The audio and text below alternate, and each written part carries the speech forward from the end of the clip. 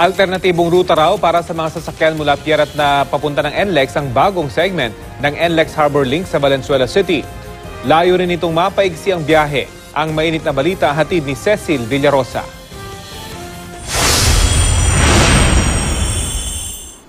Nag-inspeksyon ang Department of Public Works and Highways sa ginagawang NLEX Harbor Link Segment 10 sa Karuhatan, Valenzuela kaninang umaga. Pinangunahan ni DPWH Secretary Mark Villar at mga opisyal ng NLEX Corporation ang pag-iinspeksyon sa higit 8 kilometrong elevated na kalsada.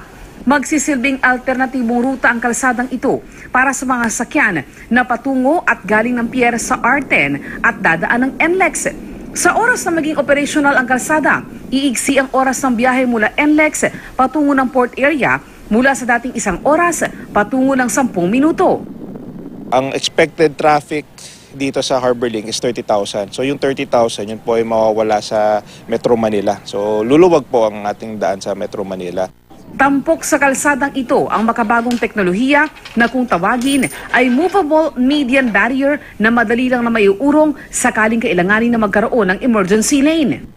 If it comes out na may mga aksidenteng nag-occur sa one direction, we can open this out. Just utilizing the manpower lang po dito, tao lang po ang gagawa rito. Hindi na po natin kinakailangan maghatak pa ng equipment. Sa ilalim ng kalsada, yung paisimulang North-South Commuter Rail na patungo ng Clark. 4 ang rampa ng kalsada.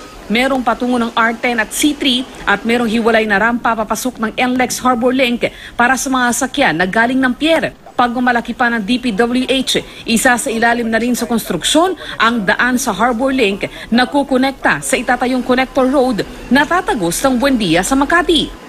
Since tapos na yung Harbor Link, tatrabahuin natin yung connector road para yun ang kukonect sa SLEX via sa Buendia, sa bandang Buendia.